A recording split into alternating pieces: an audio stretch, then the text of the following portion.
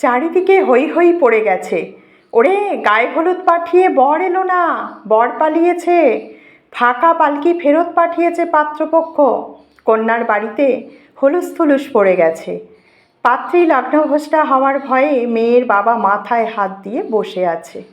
পাড়ার দাদা কাকারা জমিদার কন্যা ব্রজসুন্দরীর জন্য বুড়ো হাবড়া দোজপেরে যা হোক একটা বর খুঁজতে বেরিয়েছে। 14 বছরের ব্রজসুন্দরী ভাবছে তাকে কি গলায় দড়ি দিয়ে মরতে হবে নাকি পুকুরে ডুব দিয়ে। নিজের ন্যাকড়া জড়ানো মাটির পুতুলগুলোর গায়ে আরও একবার হাত বুলিয়ে নিল ও। পাত্র নাকি পেশায় ডাক্তার ছিল। ছেলের পরোপকারী মানসিকতা আর সংসার ত্যাগের বাসনা দেখে ছেলের মা ব্রজসুন্দরীর মতো ডাকসাইডের সুন্দরী মেয়ের সঙ্গে বিয়ে দিয়ে সংসারে ছেলের মন বসাতে চেয়েছিলেন, কিন্তু বাস্তবে হলো বিপরীত। বিয়ের দিন সন্ধ্যাবেলা কন্যাপক্ষের পাঠানো পালকিতে ওঠার আগেই পাত্র চম্পট দিয়েছে, সকলের পাহারাদারি এড়িয়ে। সময়টা তো স্বাধীনতার কয়েক বছর আগে। সাহেব শুভয় তখন দেশ ভর্তি। ব্রজসুন্দরীও মোটা কাপড় পরব, বিদেশি কাপড় বর্জন করব, এই দলে নাম লিখিয়ে সকলের সঙ্গে চরকাও ঘুরিয়েছিল। মেয়েদের তখন লেখাপড়া শেখার মতো পাপ আর কিছুই নেই। মেয়েদের আলাদা স্কুলও কোটালপুরে তৈরি হয়নি। ব্রজসুন্দরীর দাদুর দানের স্কুল বলেই ওকে শিক্ষকরা কিছু বলেনি। তবে ক্লাস 7 পরেই চারিদিকে কথা উঠল, বয়স্ক মেয়ের বিয়ে না দিয়ে ছেলেদের সঙ্গে স্কুলে পাঠাচ্ছেন ভবতোষ সামন্ত। ছি ছি, কি লজ্জার কথা। ব্রজসুন্দরী স্কুল বন্ধ হলো। বিয়ের জন্য পাত্র দেখা শুরু হলো। নিজের বইগুলোকেও আরও একবার আঁকড়ে ধরল ব্রজসুন্দরী। লগ্নভ্রষ্টা মেয়ের বাবা মাকে কিংবা মেয়েকে পৃথিবী থেকে চলে যেতেই হবে, না হলে ওদের একঘরে করে দেবে, জল আলাদা করে দেবে। আরও ছোট ছোট ভাই বোনেদের কথা ভেবে ব্রজসুন্দরী নিজের মৃত্যুকেই শ্রেয় বলে মনে করল। মা বলতো, আমার ব্রজ এত ফর্সা, এত সুন্দরী, আমিও আমার ব্রজর জন্য একটি টুকটুকে বর আনব। কালো ছেলে আমার ব্রজর পাশে বেমানান। বর কেমন হয় তা তো পুতুল খেলায় বুঝেছে। এতকাল তো অমলাবালার ছেলের সঙ্গে ব্রজসুন্দরীর মেয়ের বিয়ে হয়েছে, তাই ব্রজ খুব ভালো করেই জানে বিয়ের পর একটা লোকের সাথে বাবা মাকে ছেড়ে চলে যেতে হবে। যার সাথে যেতে হবে সেই হবে ব্রজর বর। কিন্তু এত সুন্দরী দুধে আলতা মেয়ের যে বর জুটবে না, সেটা বোধহয় কোটালপুর গ্রামের কেউই জানতো না। বেনারসিটা খুলে হালকা হয়ে টুলের উপর উঠে গলায় কাপড়টা জড়াবে ব্রজ। কাকিমা খুড়িমারা বলে গেছে, অলক্ষণে মেয়ের কপাল গো। আর একবার মায়ের গায়ের মিষ্টি মা মা গন্ধটা পেলে মন্দ হতো না, কিন্তু উপায় নেই। ঘরের দরজাটা ভিতর থেকে বন্ধ করল ব্রজ। পিছন ফেরার সঙ্গে সঙ্গেই শঙ্খ আর উলুর ধ্বনিতে গম গম করে উঠল সামন্তদের জমিদার বাড়ির প্যান্ডেলের বাঁধা উঠোন চত্বর। ওরে, বর এসেছে, উলু দে। ছোট খুড়িমার কথাটা কানে এলো ব্রজর। তাহলে কি পালিয়ে যাওয়া ডাক্তার পাত্র ফিরে এসেছে? হয়তো লগ্নভ্রষ্টা মেয়েকে আত্মহত্যার হাত থেকে বাঁচাতে এসেছে। প্রাণ বাঁচানোই তো তার ধর্ম। ব্রজ দরজায় ধাক্কা পড়ল। দরজা খুলেই জেঠিমা, খুড়িমা, পাড়ার দিদিরা ঢুকলো। খুড়িমা বলল, কেঁদে কেঁদে তো চোখের কাজল ঘেটে ফেলেছিস। আরও একটু পাউডার মাখিয়ে সাজিয়ে দিল ব্রজকে। চারিদিকে সবাই আছে, শুধু ব্রজর চোখ দুটো যাকে খুঁজছে সেই মাকেই খুঁজে পাচ্ছে না ব্রজ। বিয়ের আসরে যাবার পথে একবার যেন মনে হলো মা এখনও মাথায় হাত দিয়ে কাঁদছে।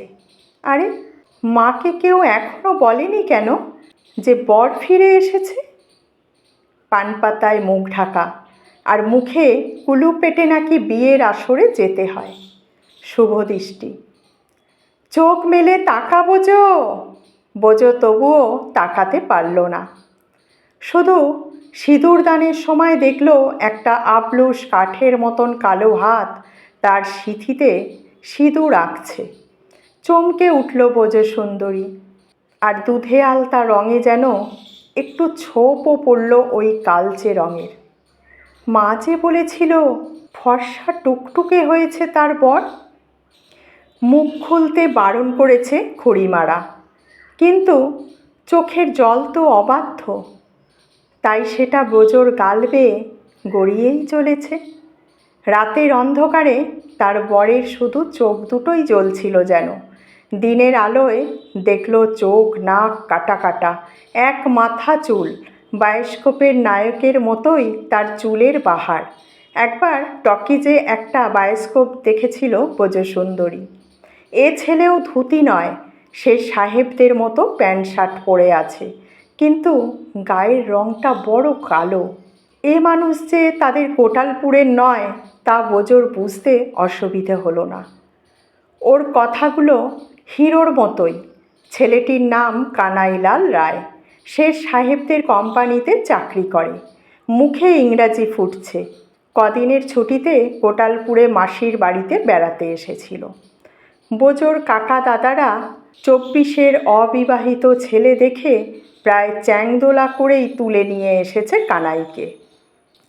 কানাইয়ের মা ছোটোবেলাতেই মারা গিয়েছিলেন। বাবা দ্বিতীয় বিয়েও করেছেন। সৎ মা দাদা বৌদি কানাইকে প্রায় গৃহছাড়া করেছে। ও কলকাতার সাহেব কোম্পানির ঘরে একাই থাকে। হোটেলে খায় আর ছুটির দিনে গঙ্গার ঘাটে ঘুরে বেড়ায়। বই পড়া তার একমাত্র নেশা। হাতের লেখাটি তার আঁকার মতো। ব্রজ এতক্ষণে বুঝতে পারল কেন মা কিছুতেই ব্রজর সম্মুখীন হতে চাইছে না। একটা চালচুলোহীন ছেলের সাথে কোনো বাপ মা মেয়েকে সংসার করতে পাঠাতে পারে?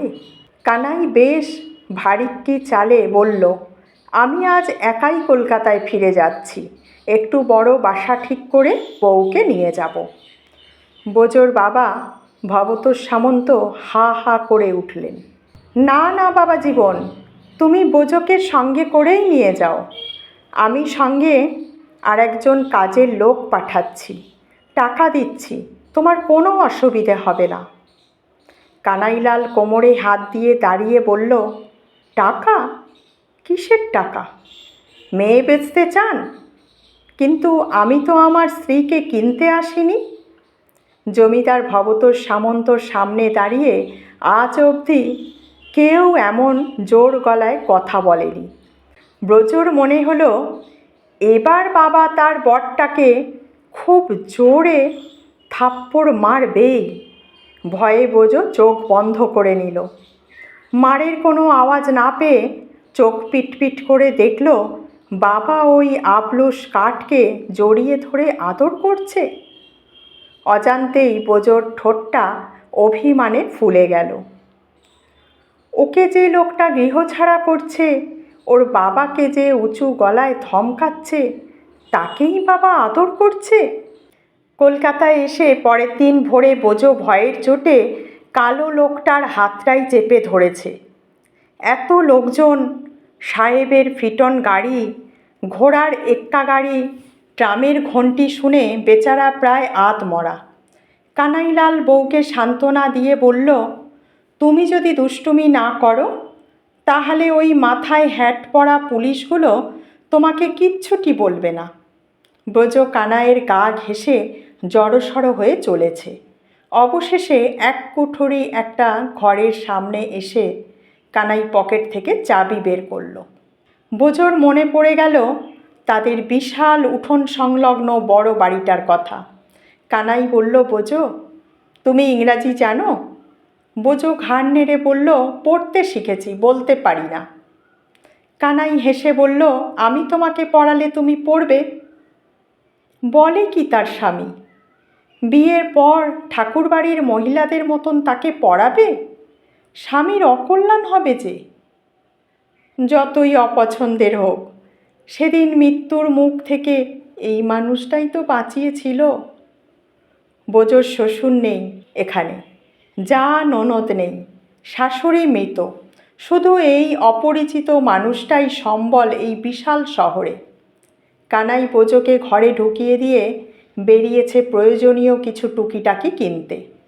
ব্রজোর সঙ্গে যে বড় ট্রাঙ্কটা ছিল সেটা খুলেই বোজো বুঝেছে মা ওর জামাকাপড় ছাড়াও কিছু নিত্য প্রয়োজনীয় জিনিস ভরে দিয়েছে। বোজো এবছরই রাজস্বালা হয়েছে, তাই লজ্জাবোধটাও এসেছে মনে। কানাইয়ের একটাই কাঠের আলমারি, তাতে বই খাতা থেকে জামাকাপড় সবই বর্তমান।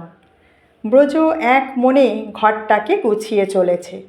কাঠের তক্তাতে নতুন চাদর বিছিয়ে কাঠের টেবিলে চীনামাটির ফুলদানিটা ঝেড়ে গুছিয়ে রাখল। কানাই একটা ব্যাগে করে অনেক কিছু কিনে এনেছে। ঘরে ঢুকেই বলল, আমি কি ঠিক ঠিকানায় এলাম? এত গোছানো ঘর তো এই শর্মার নয়। কোনো পুরুষের সঙ্গে এই প্রথম এত কাছাকাছি রয়েছে বোজো, তবে মানুষটাকে আর ভয় করছে না। মেটে চচ্চড়ি আর ভাত ডাল সবজি কিনে এনেছে ও। দুজনে বসে খেয়ে নিল। শুরু হলো বোজোর পুতুল খেলার সংসার, যে সংসারে কারোর চোখ রাঙানি নেই, শুধু কানাইয়ের প্রশ্রয় আছে। নতুন হাঁড়িতে যেদিন বোজো প্রথম ভাত রাঁধল, সেদিন কানাই তৃপ্তির ঢেকুর তুলে বলেছিল, আমার মতো অপদার্থর আবার এমন রাজকন্যার মতন বউ, এমন তার হাতের রান্নার স্বাদ, দ্রৌপদীকেও হার মানাবে। লজ্জায় রাঙা হয়ে উঠেছিল ব্রজোর গাল দুটো। কদিন পরেই এক মেম সাহেব এসে হাজির। সে নাকি বিকেলের দিকে ব্রজোকে পড়াবে। ব্রজোর এতদিনের লুকিয়ে রাখা শখটাও পূরণ করে দিচ্ছে এই মানুষটা। এক ছুটির দিনে ব্রজোকে নিয়ে কানাইলাল গেল গড়ের মাঠে হাওয়া খেতে। দুজনেই গল্প করছে আর বাদাম চিবোচ্ছে। এমন সময় কয়েকটা লম্বা ঝুলপির ছেলে এসে ঘিরে ধরল ওদের। কথা নেই বার্তা নেই, কানাইয়ের কলার ধরে টানছে আর মুখে বলছে, শালা কালা আদমি, লোকের সুন্দরী বউকে ভাগিয়ে নিয়ে এসেছিস।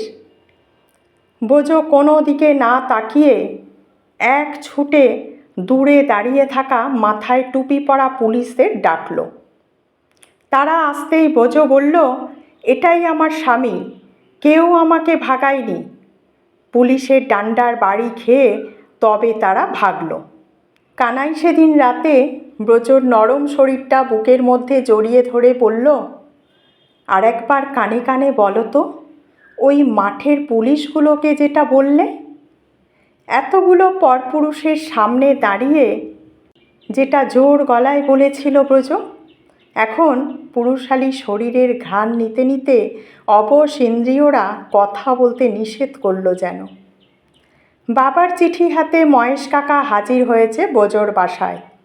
কোটালপুরের বাড়িতে কালী পুজো, তাই ওদের দুজনকে নিতে এসেছে। কানাইয়ের সাহেবি অফিসের ছুটি পাওয়া যাবে না বলে বোজো একাই চলল বাপের বাড়ি। কানাই বলল, দেখো বোজো সুন্দরী, বাপের বাড়ির সখীদের পেয়ে এই কালা আদমিটাকে ভুলে যেও না যেন। বোজো তখন আনন্দে শেষ নেই। কতদিন পর আবার কোটালপুরের বাড়ি, পুকুর ধার, মায়ের আদর। দিন সাতেক কেটে গেছে বাপের বাড়িতে।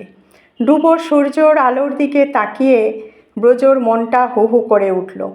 পুকুরের জলের দিকে তাকাতেই একটা বড় বড় চোখের টিকালো নাকের মানুষের ছবি ভেসে উঠল। আর কানের কাছে শুনতে পেল, কী গো বোজো সুন্দরী, আমাকে ভুলে গেলে নাকি? চমকটা ভাঙল খুড়িমার ডাকে। লাজ লজ্জার মাথা খেয়ে ছোট জ্যাঠার কাছ থেকে পোস্টকার্ড চেয়ে তাতে লিখতে শুরু করলো। বোঝো সাধু ভাষাতেই লিখেছিল। সবার সুবিধার্থে আমি চলতি ভাষা করে দিলাম। শ্রী চরণেশু স্বামী, প্রায় দিন সাতেক হলো আমি বাড়িতে এসেছি। তোমার খাওয়া দাওয়ার বড়ই গোলযোগ হচ্ছে বুঝতে পারছি। হয়তো রাতে একা থাকতে তোমার অপদেবতার ভয়ও করছে। জামাতে ঘামের গন্ধ হচ্ছে নিশ্চয়ই। আর মেম সাহেবও ছাত্রীকে না পেয়ে নিশ্চয়ই রাগ করেছেন। তোমার ঘড়িটাও বোধহয় দম দেওয়ার অভাবে সময় দিচ্ছে না, তাই 7 দিনেও একখানা পত্র লিখতেও ফুরসত মেলেনি তোমার। আমার বাপের বাড়ি থেকে কলিকাতা যাওয়ার সময় উপস্থিত হয়েছে। চিঠিটা শেষ করার আগেই ছোড়দা চেঁচিয়ে বলল, ব্রজ, দেখে যা কে এসেছে। বুকের ভিতরটা ধড়াস করে উঠল ব্রজর। জানালা দিয়ে দেখল মিষ্টির হাড়ি হাতে কানাইলাল ঢুকছে। নিজের এলোথেলো শাড়িটা ঠিক করে চুলটা আঁচড়াতে গেল ব্রজ। চিঠিটা লুকোনোর আগেই কানাই এসে হাত থেকে কেড়ে নিয়ে ব্রজকে শুনিয়ে শুনিয়ে পড়তে লাগলো ওর লেখা চিঠিটা। লজ্জায় কানাইয়ের বুকে মুখ লুকিয়ে বাঁচল ব্রজ সুন্দরী। ঠিক কবে এই অপছন্দের মানুষটা এতটা পছন্দের হয়ে উঠল, এতটা ভালোবাসার হয়ে উঠল, কিছুতেই বুঝতে পারল না ব্রজ সুন্দরী। এখন শুধু বুঝতে পারছে এই মানুষটাকে ছাড়া ওর মন খারাপ হয়। বঙ্কিমচন্দ্রের উপন্যাসে একেই বোধহয় প্রেম বলে ব্যাখ্যা করেছেন কবি। ব্রজ কান পেতে শুনছিল কানাইয়ের হৃদস্পন্দন। কলমে অর্পিতা সরকার, কণ্ঠে রূপশ্রী।